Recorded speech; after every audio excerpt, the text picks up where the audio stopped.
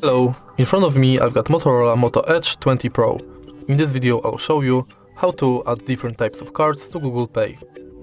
Firstly, let's enter Google Pay app, tap blue button at the bottom of the screen and select Loyalty. Here is the list of all shops nearby you where you can add loyalty card.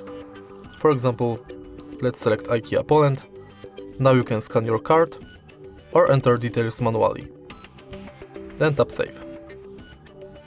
Now select gift card and similar to loyalty, select shop, enter card number, PIN, balance, your notes and tap Save.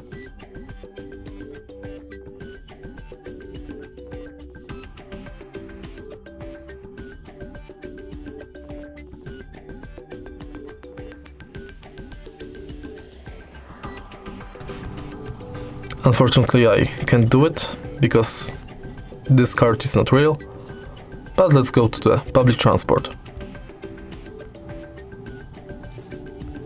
If you are able to find your public transport selected, you'll be redirected to a website where you have to finish the form. And that's all. All of your cards will appear right here. If you find this video helpful, please leave a like, comment and subscribe.